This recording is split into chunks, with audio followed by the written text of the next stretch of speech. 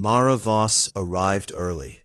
Not because she wanted to, because arriving early meant she could map the room before the room started watching her. The Grand Conclave Hall of Valorum was built for people who expected to be looked at. The ceilings were high enough to make you feel small on purpose. The floors were pale polished stone, and every footstep echoed like a small announcement. 17 noble houses had sent their finest people, finest clothes, tallest heirs. Mara wore a dark blue dress that cost less than the shoes of anyone else in the room. She stood near the eastern wall and quietly counted the exits. 4 doors, 2 balconies, 1 service corridor behind the second pillar on the left.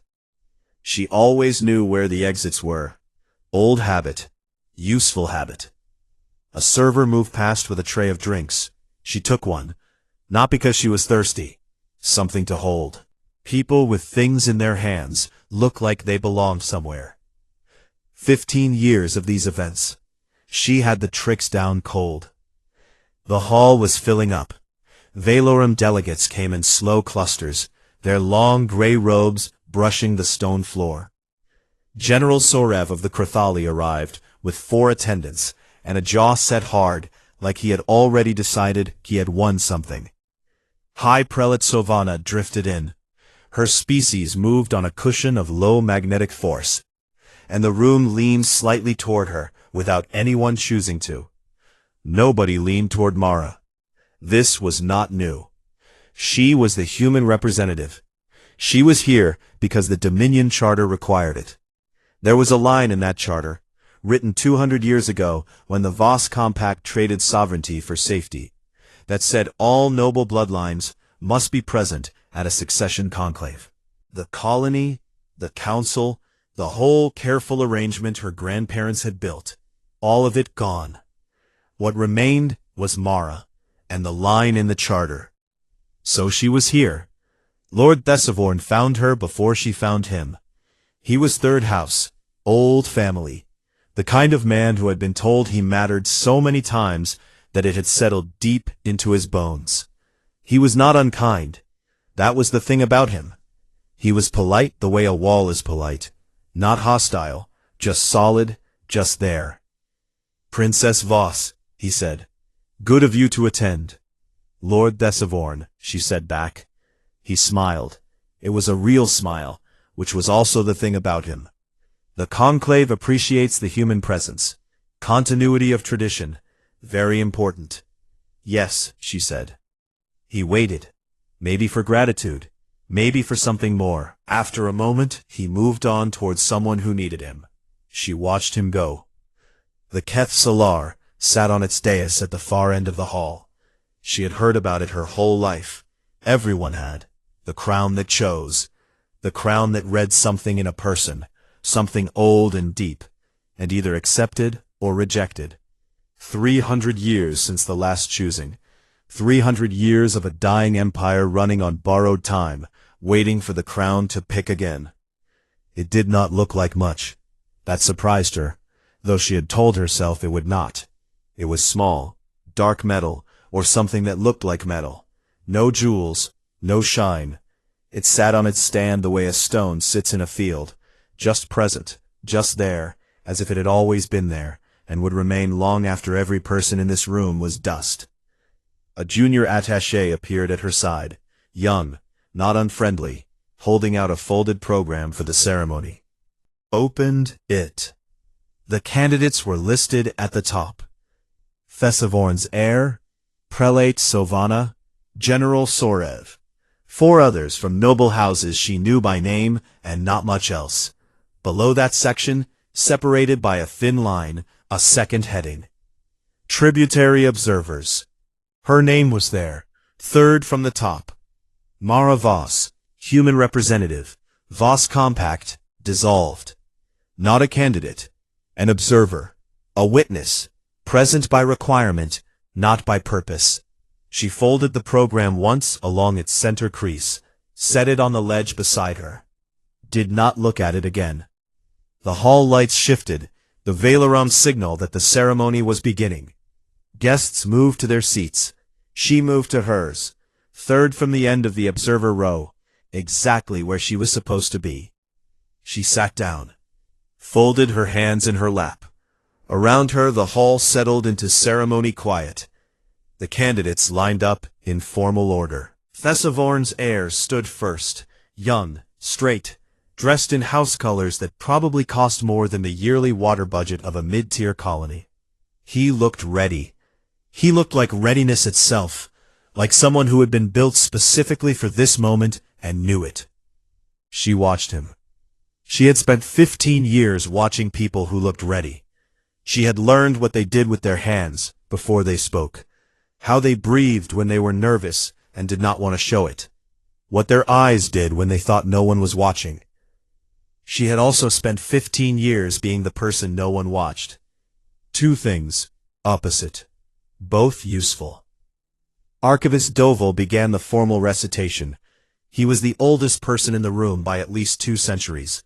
His voice was low and even, like something that had been worn smooth by long use.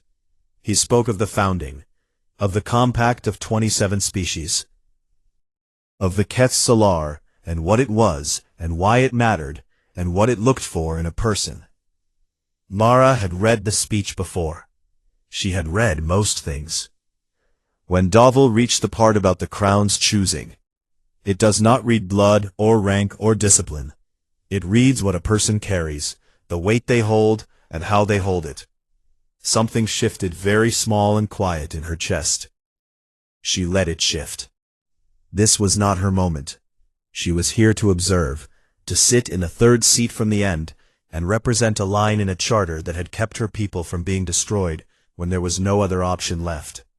She was grateful for that. She was also in the way of something she rarely let herself name, very tired of it. The ceremony began. The first candidate stepped forward. Mara sat straight, face neutral, hands still, exactly where she was supposed to be. The first candidate was Thessavorn's heir. His name was Relos, 26 years old. He had been prepared for this moment since he was 8.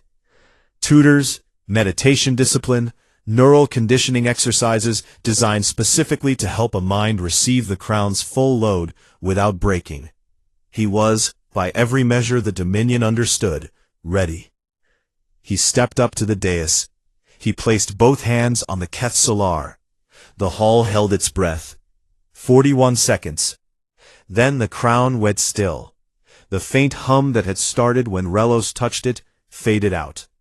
He stepped back. His face said nothing. He had been trained not to let his face say anything. But his hands, when he lowered them, were trembling very slightly. Nobody mentioned this. The hall exhaled. A quiet ripple of sound moved through the delegates, the specific sound of people adjusting expectations they had not realized they were holding. Prelate Sovana, 312 years old, which was not especially old for her species. She moved to the dais with the unhurried ease of someone who had seen enough time pass that nothing surprised her anymore. She touched the crown. 17 seconds. The hall made a smaller sound this time, more private. The arithmetic was getting harder. General Sorev went third. He approached the dais the way he approached everything. Straight line, no hesitation, jaw forward. He was a man who believed that most problems responded to pressure. He pressed his hands to the crown like he was daring it. 9 seconds. He stepped back. His expression was the careful blank of a soldier absorbing a result he had not planned for. He returned to the line and stood exactly as straight as before. His attendants did not look at him. The kindest thing they could do in that moment was pretend not to have seen. The hall was doing its arithmetic now, all of it, quietly, in the way large rooms do when everyone is calculating the same sum, and nobody likes the answer they keep getting. The remaining 4 candidates went in order, each one shorter than the last. The final candidate, a young lord from the 9th house, lasted 3 seconds. He walked away from the dais with the particular expression of someone who has just been informed of something about themselves they would spend a long time trying not to think about. Silence sat in the hall. Then Archivist Doval crossed the floor. He was slow. He was always slow. 3 centuries had made him careful about where he put his feet. He moved through the hall in a straight line, past the noble row, past the diplomatic gallery, and stopped in front of the observer section. He looked at Mara. He just looked at her the way old things sometimes look at new things, not with judgment, but with something that might have been recognition. The charter includes all noble representatives, he said, not only candidates of declared intent. I'm listed as an observer, Mara said. The charter, he said again. Just that. Like the word was a complete sentence, and anything added to it would only make it smaller. The hall had gone very quiet. She felt it. The weight of 17 noble houses and their staffs and their expectations all turning toward her at once. The specific sensation of being watched by people who did not normally bother. She had spent 15 years making herself small enough that rooms forgot about her. The rooms always remembered eventually, usually at bad times. She set down her drink. She stood up. She did not take a breath first. She did not adjust her dress or her posture or her expression. She walked to the dais the way a person walks to retrieve something they left behind. No ceremony, no performance, just the walk itself. She stood in front of the Quête Solar. Up close, it was even less impressive than it looked from the observer row. Dark, plain. The metal surface, if it was metal, held no reflection. She could not see herself in it. She put her hands on it.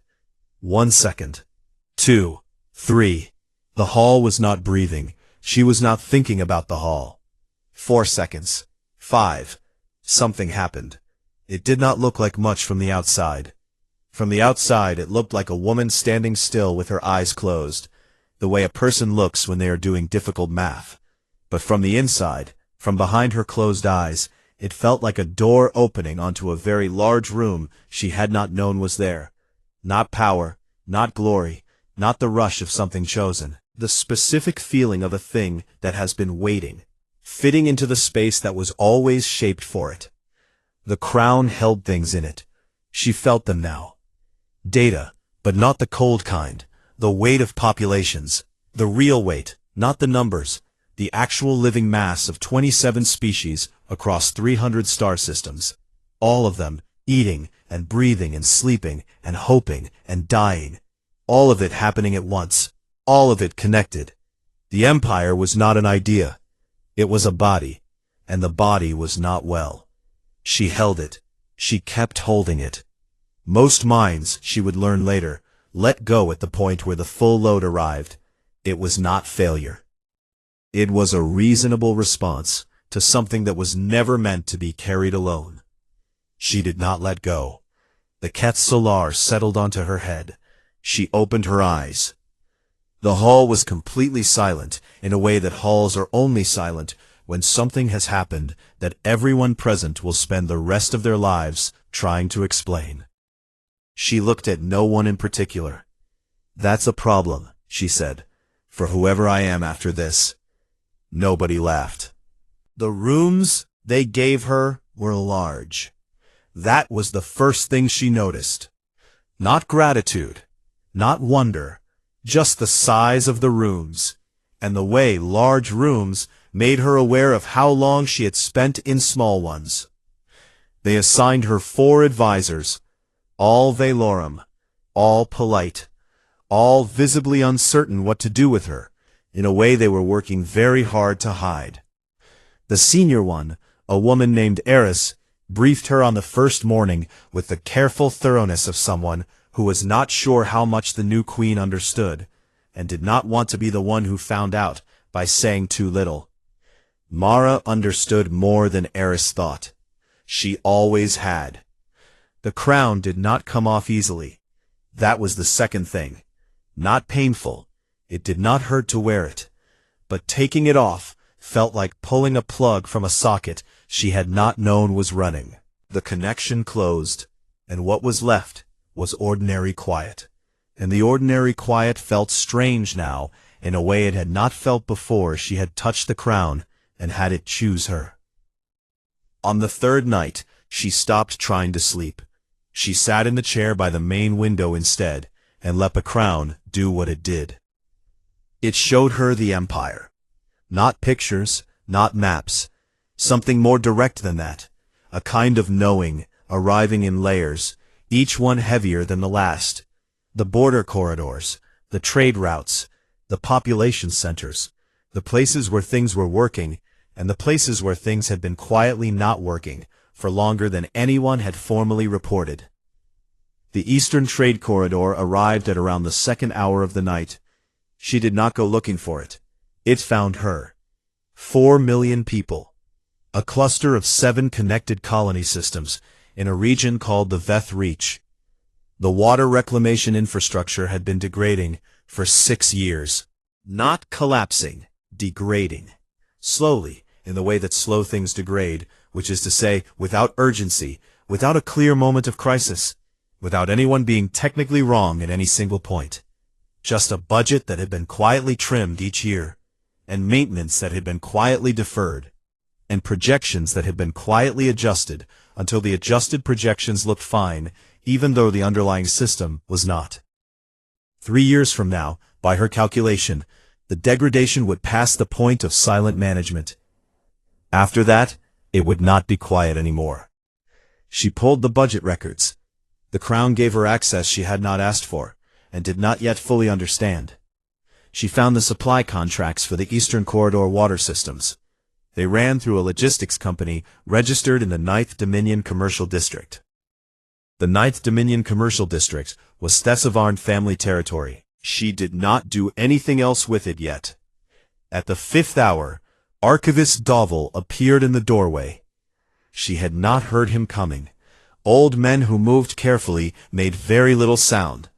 "You should sleep," he said. "Probably," she said. He came and sat in the second chair. He did not offer to leave, and she did not ask him to.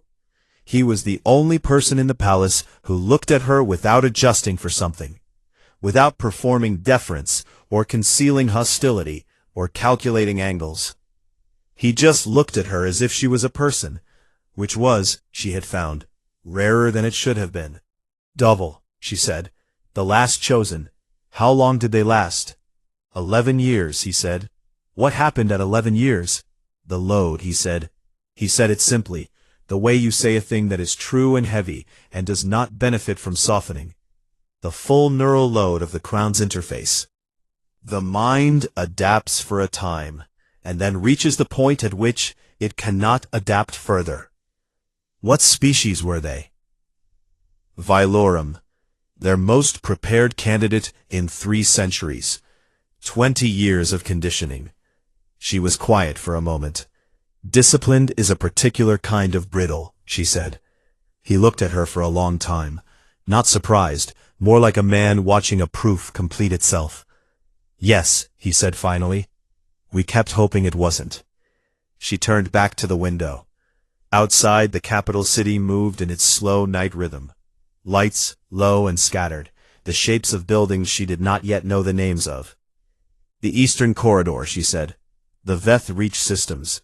I need the full maintenance history, not the adjusted records, the original maintenance logs before the adjustments."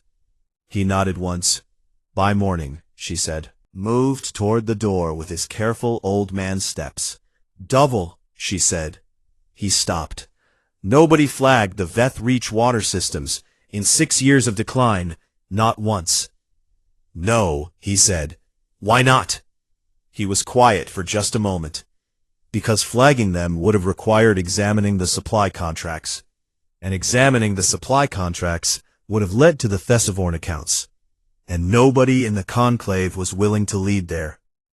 She nodded, said nothing else. He left. She pulled up the water reclamation budget again and started reading from the beginning. Not the summary, the line items. Every one. She was still reading when the morning came. The nullification petition arrived on the 14th day. It was a formal document, 43 pages, signed by 43 members of the noble conclave, with Thessavorn's seal at the top. The legal argument was dense and carefully written, the work of multiple lawyers over multiple days. The core of it was simple. The crown's choosing had been anomalous. The Keth Solar had not functioned as designed in 3 centuries. There were grounds to question whether its most recent response represented a true selecting event or a malfunction in a very old piece of technology. The petition requested a formal review, suspension of Mara's administrative authority in the interim, a new trial once the review concluded. She read all 43 pages. Not quickly, not skimming, every page. Then she set it aside and went back to the Veth Reach water files. The pressure built from outside. Meetings she was not invited to. Briefings that arrived incomplete, missing the sections most relevant to current decisions. Advisors who developed scheduling conflicts on short notice. She noticed all of it. She said nothing about any of it. She had spent 15 years being invisible in rooms that did not want her. She knew how to operate in the margins. On the 22nd day, 3 of Thessavorn's allied houses restricted Dominion trade access to the human residential sectors of the capital. Not a dramatic act. Small, procedural, the kind of pressure that was hard to point to and name. On the 23rd day, a media report circulated through the Dominion network. A long piece, well-researched, citing actual scientific literature on human cognitive architecture. The piece argued, with genuine academic care, that human neural structures were not suited to high-load administrative functions. That the brain's reliance on emotional processing made it unstable for empire-scale decision-making. The science was not wrong. It was just incomplete.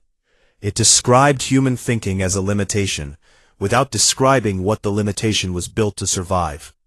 She read the piece twice. On the 25th day, Thessavorn requested a private meeting. She let him in.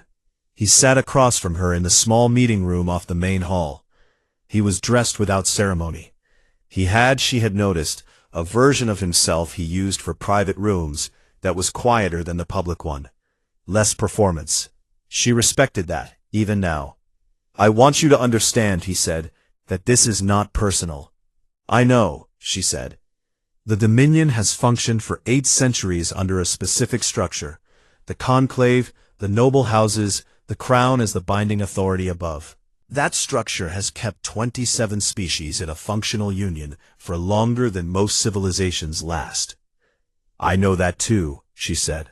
"A choosing event that places administrative authority in the hands of a representative from a dissolved compact.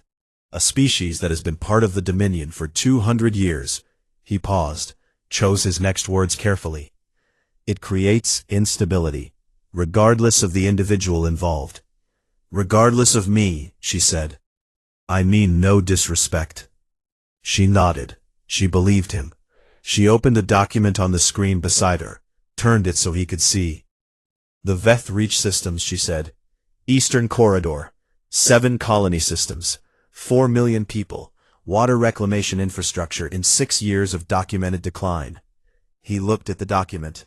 "I see it," he said. "Do you know why it was not flagged to the conclave?" A pause. Short. "I can speculate. They run through 9th District Commercial Registry, your family's registered territory." He was still. His expression did not change dramatically, but something behind it shifted. "Did you know?" she said. The question sat between them. "No," he said, quiet and flat. She believed that too. "That's almost worse," she said. "You built something so large and so ordered that it can fail 4 million people without requiring anyone to choose to let it happen. Nobody decided to let the Veth Reach water degrade. Nobody sat in a room and said, 'Let those people suffer.' It just happened, quietly, because the structure made it easy not to look." He said nothing. "You want to tell me that the problem is my emotional reasoning," she said, "that humans feel before they think, that the Valoram have managed this empire through discipline and order for 8 centuries. That is what I believe, he said. Your discipline built something so ordered that nobody noticed 4 million people drowning in it. She let that sit for a moment. That's not a feature of good governance. That's what happens when order becomes the goal instead of the tool. She closed the document. He left. The nullification petition vote was scheduled for 3 days out. She knew the count. He had enough signatures. He had enough to win. That night she made a list of the 43 names on the petition. She already knew 12 of them from the infrastructure files. She spent the rest of the night pulling records for the remaining 31. By morning she had found similar patterns in 9 more districts. Not the same issue, different shapes of the same problem. Things that had been quietly failing, quietly adjusted, quietly not flagged, because flagging them would lead somewhere inconvenient. She did not send threats. She did not send warnings. She sent documents, factual, detailed, to the 9 signatories whose districts were in the files. 2 withdrew from the petition before the day was out. She needed more than 2. She lost the vote. Not by much. Not the wide margin Thessavorn had expected when he filed the petition. But the count was the count, and by Dominion law, the count was the result. And the result said the nullification petition passed. The removal ceremony was scheduled for 3 days out. The morning after the vote, Mara went to the archive. Not the main archive, the deep one, in the lower levels of the conclave building, where the oldest records were kept in sealed environmental chambers. The kind of place where the light was dim, and the air smelled like something very old had been kept carefully undisturbed. Most people who worked in the conclave building had never been to the deep archive. Most had not needed to. The Dominion's legal history lived in the current system, digitized, searchable, updated. The founding documents lived here. The actual physical records, from the moment the Compact of 27 was signed. Duvall was already there when she arrived. She was not surprised. She sat down across from him at the long stone table. Between them were 2 documents, one a digital display, one a physical copy under preservation glass, both open to the same section. You found it, he said. Not a question. Was it hidden? She said. It was filed correctly. He looked at the documents with the expression of someone who had been waiting a long time for a particular conversation to finally happen. In the founding charter, under the Ket Solar operational specifications, which were classified as theological documents when the Dominion legal code was formalized, and therefore transferred to the archive rather than the legal database. So it never entered the system the nullification petition was built from, she said. No. And nobody looked here, because nobody had needed to in 3 centuries. Yes. Someone left it easy to find, she said, for the right person at the right time. He looked at her carefully, said nothing. She looked at the document under glass. The clause was written in old formal Valorum script, but she had spent 2 nights working through the translation. The meaning was clear. The Ket Solar's resonance bond with a chosen person could not be forcibly broken while that person lived. Forced removal would constitute an act of war, not against the wearer, but against the crown itself. And the crown was the physical embodiment of the founding compact, the agreement that held the Dominion together. An act of war against the compact was a declaration of dissolution, binding on all 27 signatory species simultaneously. In plain terms, removing the crown by force did not remove a queen. It ended the Dominion. She went to open session the next morning. She did not make a speech. She set a document on the table in front of the assembled noble conclave and waited for them to read it. The room read.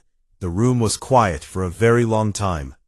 Then the room was loud for a somewhat longer time, and then it was quiet again. The deeper kind of quiet that settles after everyone present has processed the same information and arrived at the same conclusion. The vote stood. The legal mechanism to enforce it did not.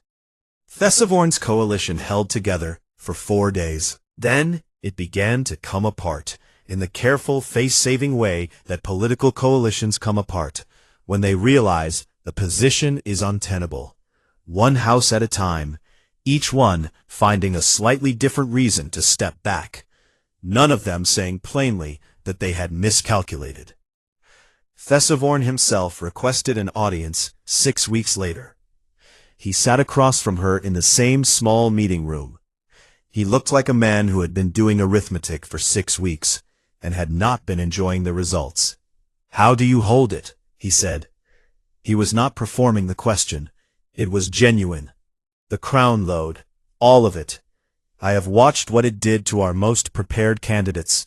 I have watched what years of it does to a person's mind. How do you carry it? She thought about the question. It deserved a real answer. I grew up in a colony that made itself small because the alternative was being destroyed. I spent 15 years in rooms where I was the least important person present, absorbing everything, saying very little, filing it. The crown is heavy, but it weighs exactly as much as everything I was already carrying without a throne, and without anyone knowing I was carrying it. She looked at him. It just pays better. He did not laugh. She had not been joking. He left. She turned back to her desk. The Veth Reach water reclamation project had broken ground 2 weeks prior. Emergency funding, fast-tracked. Not glamorous. Not the kind of thing that got recorded in histories or celebrated in public. 4 million people would have clean water in 14 months, and none of them would know her name, and that was completely fine. That was the job. She pulled up the morning's briefings. A border stress report from the 7th Reach. A census correction from a colony in the outer systems. Dry data. Routine format. The kind of document that moved through administrative channels without anyone reading past the summary. She read past the summary. In the 4th appendix, buried under 3 layers of demographic breakdown, was a pattern. Small, early, the beginning shape of a food supply problem in a system nobody was currently watching. She marked it. She opened a new file. She started reading. The galaxy had spent 8 centuries building order. Structures and ranks and rules and systems designed to keep 27 species moving in the same direction without friction. Order was good at many things. It was not good at looking in the 4th appendix. The crown had known what it was looking for. Not the most disciplined mind in the Dominion. Not the most prepared. Not the one who had trained the longest, or held the most credentials, or came from the oldest house. Someone who had spent 30 years learning to find what order hides. Someone who had been carrying empire weight in silence, without a throne, without acknowledgement, because there was no other option, and the weight was still there regardless. The crown chose correctly.